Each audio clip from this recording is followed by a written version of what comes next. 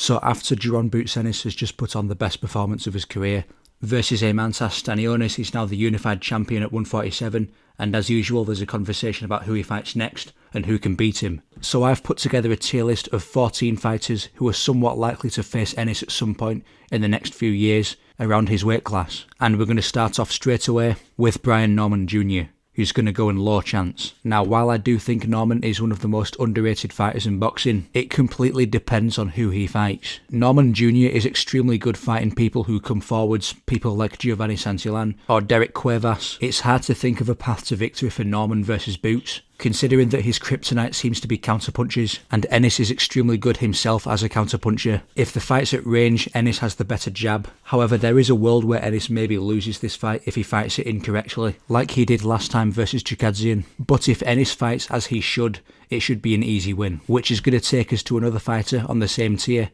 Errol Spence Jr. Now, if this was Errol Spence Jr. of a few years ago, he'd be a lot higher on this list. It can be easy to forget just how good Errol Spence was at one point, but especially now Boots is such a nightmare matchup for Spence. I think part of the reason why Crawford's performance was so one-sided is because of Spence's durability. As good as Crawford's performance was, Spence's durability seemed to completely disappear in that fight. It was a jab that landed as Spence was moving away that dropped him the first time, and I can't trust someone who gets dropped by that punch to beat someone like Boots, who's such a force offensively, which is why he's down there in that tier, which is going to take us even further down to the no tier, where we have Devin Haney. Everything I said about Errol Spence sort of applies to Devin Haney in this situation. As much as I don't like the idea of Boots being too aggressive in his fights, I do think he's at his best behind the jab. That being said, what's going to stop Jaron Boots Ennis from walking down Devin Haney with his high guard, body shots, head shots, hooks, uppercuts? Boots is bigger, stronger, more powerful than Haney, much better on the inside. I think Ennis is just as sharp as Ryan. I don't really see a path to victory for Haney in this situation. He simply doesn't have the power to trouble Boots in this situation. Speaking of Ryan Garcia, our next pick is going to be Ryan Garcia, who's going to go in the decent chance tier. Ryan is a bit of a hard fighter to call fights with. I don't think his defense is all that good. I think that thing where he turns his back is going to backfire eventually. Fundamentally, he's quite limited. He only has a few punches. That being said, he's also ridiculously dangerous and has the fastest hands in boxing. It's more or less a case of whether Boots can stay disciplined and stay out of danger for 12 rounds. He's far better at distance, he's far better on the inside technically. It's just a case of whether Ryan lands that left hook. It's a fight where I'd pick Boots to win, but I wouldn't bet on him to win. Which takes us to someone who's even more dangerous than Ryan, in my opinion, Vergil Ortiz Jr. in the close fights here. Now, Vergil may not be as explosive or athletic as Ryan Garcia, but he is bigger than Ryan and much better technically. I'd argue Vergil is a different level of skill compared to Ryan. For an offensive fighter, he's very defensively sound, he's got a great jab, and what we learned from the Israel Madrimov fight, the way he approaches fights nowadays, for a pressure fighter, it's very sophisticated. Compared to Stanionis, even though they're similar styles, high guard pressure,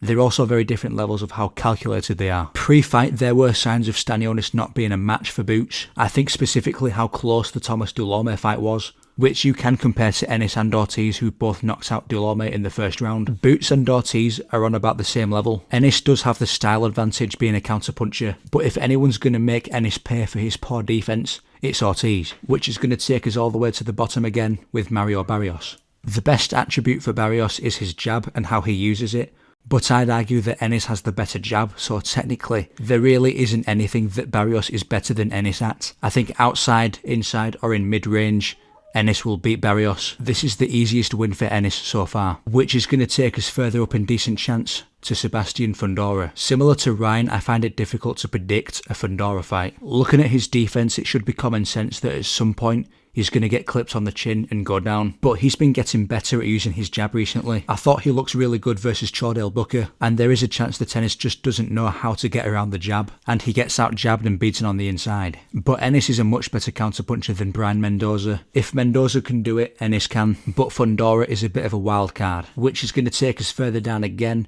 to Jamel Charlo. Now, people keep forgetting that Jamel Charlo exists, including myself. A few years ago, Charlo would have been either in decent chance or close fight, but I do think he's cashing out after the Canelo fight. I don't see him taking any fight seriously. Even if we're talking about a prime Jamel Charlo, I think behind the jab, Ennis could easily beat Jamel. Tony Harrison laid a good blueprint to beat Charlo, but once again, does Ennis get overconfident, over-aggressive? If he does, that may be an issue, but Either way, I think Ennis would win. Which is going to take us all the way to the top, to the will win tier.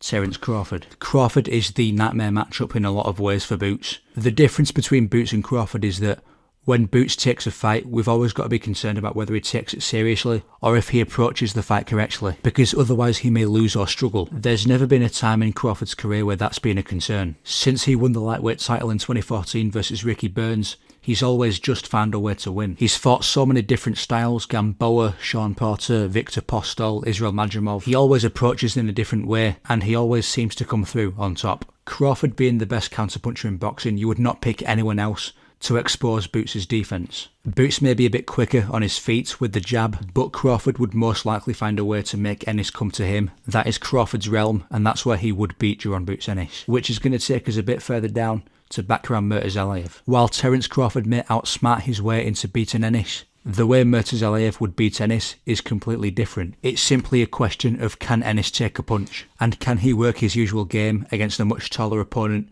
with a much longer reach. Murtazalayev is more than just a massive guy who can punch hard. He also uses the lead hand quite well, so it is going to be very tricky for Ennis. But on the upside, as much as we talk about how lacking Ennis's defence is, Murtazalayev's defence is a lot worse, so it's a case of whether Ennis can stay out of danger while landing his punches. Which is going to take us to a more obvious pick, Conor Benn in the no chance tier.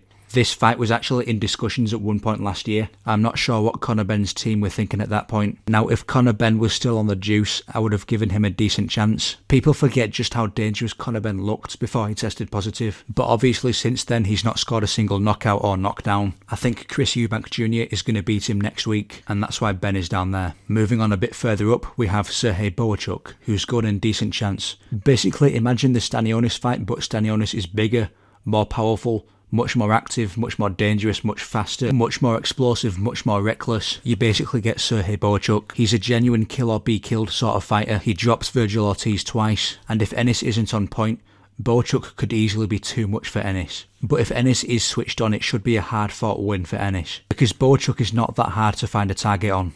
Boots just needs to keep Bohachuk off him, which is why he's in decent chance, which is going to take us further up to 50-50.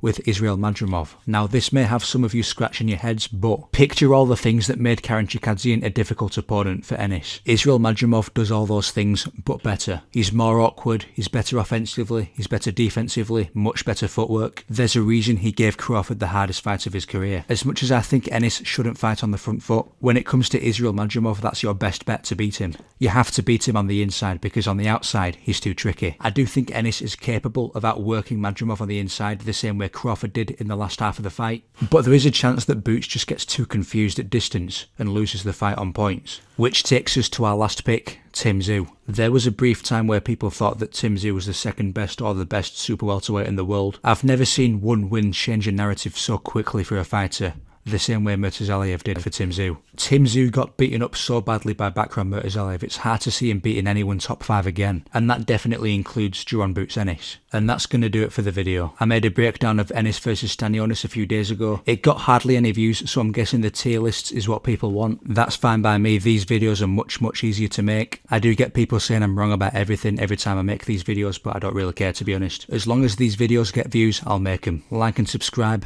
leave a comment. Goodbye.